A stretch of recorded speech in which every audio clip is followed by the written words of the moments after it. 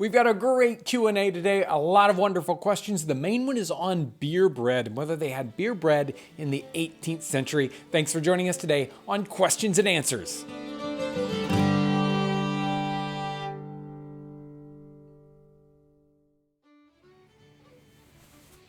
First question, any estimated delivery date on the t-shirts? Obviously, t-shirts are in hand and we're starting to ship out the very first batch of them. The folks who ordered in the first, say, 48 hours, 72 hours, they're in this first batch. If you ordered yours later on, then it'll take about another week, and then we'll be sending out another batch of t-shirts. There they are. So here's the first question, I guess second question. Why would salting be chosen over smoking? I know smoking needs to happen in the cool weather, but I assume salting would happen in the summertime. This is on the salted pork episode, one that constantly is a very popular episode, and there's probably a little confusion here.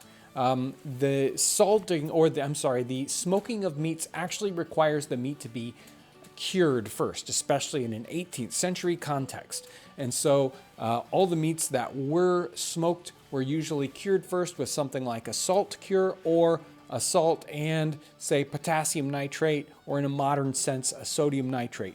So you preserve the meat and then you smoke it. So they definitely smoked meats in the 18th century. Also, all these things would have happened in the cool weather of the fall.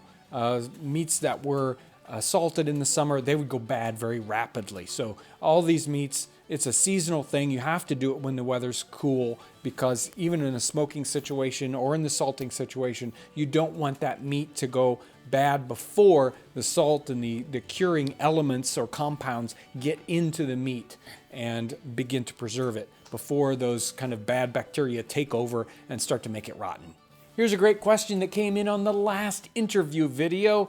Could you address hunger and what hungry people did to get every bit of nutrients from their food, like eating offal, boiling hooves, and greens? Well, those are great examples of what happens when people are in desperate circumstances. And there's some great references in Private Yankee Doodle or the Joseph Plum Martin diary, as there is a Revolutionary War soldier and he's trying to keep fed. Another circumstance or another good reference for the 18th century is this little book called Primitive Cookery. This book was actually put together sort of like the author went through several cookbooks, Hannah Glass's cookbook in the 18th century, and he basically stripped out all the recipes that would be very inexpensive or very simple to cook. And so this is a good kind of example of what happened in the 18th century for cookbooks for poor people, although I'm not sure any poor person could ever actually afford to buy this cookbook in a time period. Another good example would be the never-ending stew pot. In the 18th century and in all previous centuries. This is a very typical cooking method where they would actually have a cooking pot and they would kind of create this stew that never stopped. They would continue to add components to it, whatever they had, like in this case, greens or meat scraps if they were lucky enough, grains. They would cook those basically all day long, serve out of that, but not serve all of it, and then continue to add to that pot. So it just continues to create the foodstuffs that they needed through a continuous situation.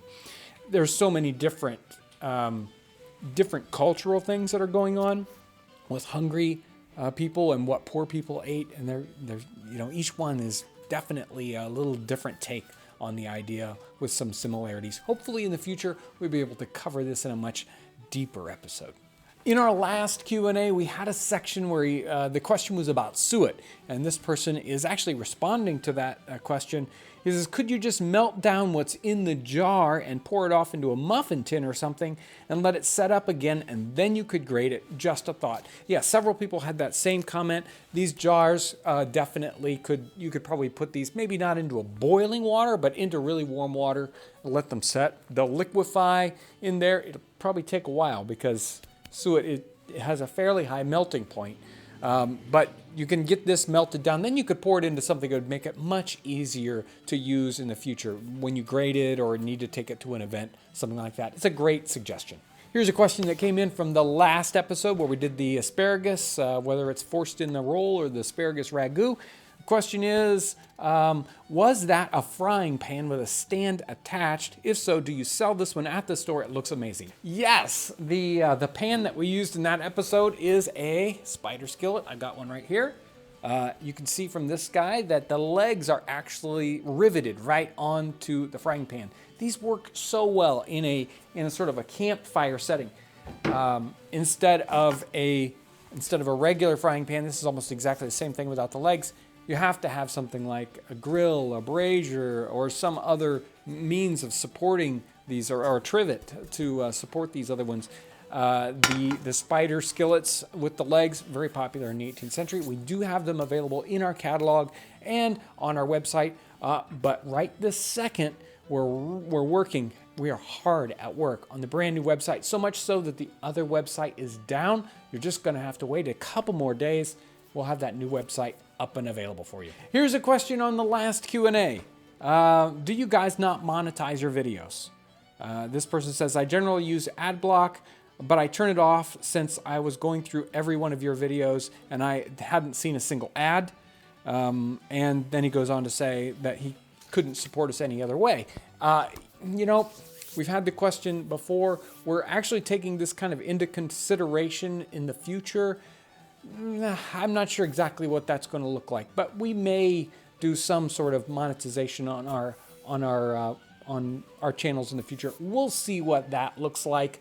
But good question. Thank you for wanting to support us. And those of you who can support us in other ways, whether it's purchasing on the website, if you want to support us directly, you can support us through our Patreon page. There'll be a link down in the description section of this video. And here's the main question, and it is on beer bread. This one came in on the last cooking episode. He says, I've recently experimented with beer bread and found it absolutely wonderful. My question is, how often or common was beer bread in the 18th century cuisine? Keep up the great work. Your videos are very informative and fantastic to watch. Thank you for your wonderful, encouraging comment. Great question. Beer bread. I haven't seen any specific references to beer bread in the 18th century cookbooks that I've read through. I'm not saying it's not there or in some other similar sort of references, but I haven't seen it specifically for beer bread. Now, we did do the Whigs episode, and that used, was it Whigs? Was it, it was one of the fritters. One of the fritter episodes we did actually used some kind of beer, and it had a leavening effect. The trick here with a modern beer bread is that the beer is actually the carbonation in the beer that's leavening the bread. And in the 18th century, I'm not sure there was that much leavening effect you would get. I'm not sure how carbonated the beer would have been, besides them not actually, besides not having any sort of references to that. They did seem to get some leavening effect in that fritter one, so we certainly did. Sort of puffed up that dough for that. There's another sort of nuance here, and that is they did use beer barm as the leavening agent in their bread, but that's basically the yeast that comes off of a batch of beer as it's brewing, not sort of the yeast that you would get later on from, say, bottled beer or something like that. The one thing that happens, though, is that you do get a hoppy flavor depending on the amount of hops that were used in the brewing of that beer or ale. And so many times the bread quite often may have tasted very much like a beer bread because of the hops that came in through the yeasting effect. And they actually had to work hard at diluting the barm so that they didn't get a very beery kind of bread when they were done. And another interesting tidbit that kind of connects with that, I've got a little cookbook that has to do with using chemical leavening from, I think it's about 1900. And one of the recipes actually calls for adding hops to this chemically leavened bread they were making to get a normal bread flavor. So it seems like even in the late 19th century, folks were expecting their bread to have a beer kind of flavor to it. or else they wouldn't have had a recipe like that in this little cookbook. So did they have a beer bread in the 18th century? Well, their bread likely tasted like beer, but it wasn't because they were using beer as a leavening. I guess the last little reference here, kind of connection, it has to do with chemical leavening also, and that is there were references in the late 18th century by a Dr. Mitchell. He was writing about chemical leavening, and he had a very short section where he talked about some bakers in some regions actually using carbonated waters, naturally occurring carbonated waters, to leaven their bread. If you're interested in a lot more of that, about the bread and barm and leavening and chemical leavening, we have a whole series, a playlist, kind of a 6 or 7 series where we really go in depth on that. I'll put a link to that playlist down in the description section. That's got a lot of that kind of information in it. I want to thank everyone for their wonderful comments, and we're getting a lot of comments in about the new catalog that people have received, a lot of glowing responses. Thank you for those. We have finished up the Getting Started series. Hopefully you found that interesting if you're on the channel. And although we've kind of finished up that, we'll probably come back and revisit it. We're hoping to have a live session next week where Kevin and I will kind of touch on some of that, close up that finally. So watch for that. Hopefully we'll have a live session. Well, maybe like Wednesday next week. I don't know. Maybe. We'll see how that's going to work out. And we are working on that new website right now. It hopefully will have some, it will have some great new features. So we're expecting it to be really, really good.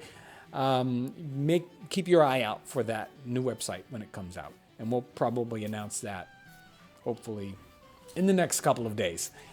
Thank you for all your amazing support, whether it's purchasing from us, watching our videos, commenting on our videos, liking them, sharing on Facebook or any other social media network.